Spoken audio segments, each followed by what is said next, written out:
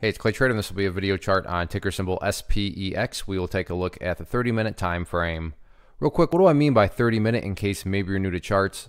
Instead of each one of these candlesticks here representing 1 day's worth of price action, which is what you would normally see, each one represents 30 minutes. So while this here may look like several days worth of time, it's actually just today's price action broken down into 30-minute time slices. I like you this time frame. I think does a good job of telling the quote-unquote story of the price, and then makes mapping out levels of support and resistance a bit easier to see. I did this analysis yesterday, so that's where these green line annotations down here are coming from. But after today's price action, definitely some updates need to be made. And, really, these lines on here, sure, they still pertain, but they're not really relevant anymore. And from a presentation standpoint, I don't want to have lines all over the place that can cause clutter and confusion. So I'm just going to go ahead and use these lines up here near these, newest areas of support. One of the newest areas and what I would call the ideal level of support, meaning, hey, Clay, what would make this chart look the absolute strongest?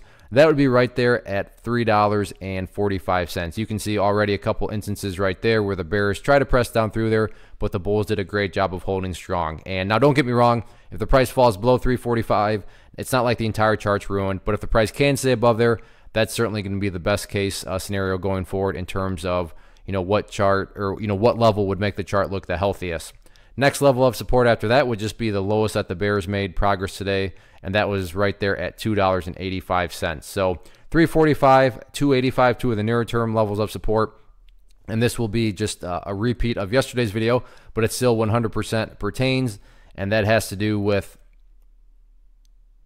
the purple line right there, which is the 50-period simple moving average. So if you're somebody that's just saying, Clay, look, I just care about the overall move. How am I defining the move? Well, this right here.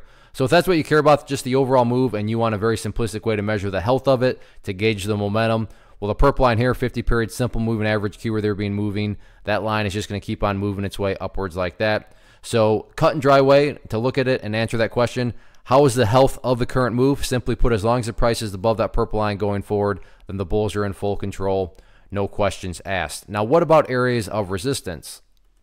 Key point of resistance right now that stands out to me right up here at $4.35. Yes, I realize the price got up above there today, but before we start talking about, $4.65, $4.80, right up in that price range, in my opinion at least, this $4.35 range is that first battleground that needs to be broken through. But at the end of the day, resistances, sure, they matter, but in this case, if the price just keeps on doing what it's been doing in terms of building these higher bases, then the long-term chart will continue to take care of itself. So very nice movement today. We'll see how this all unfolds and closes out the week tomorrow.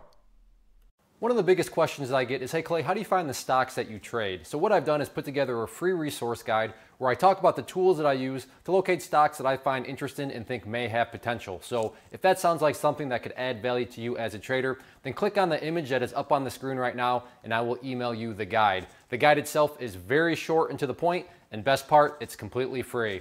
Thanks for watching the video. Let me know if you have any questions.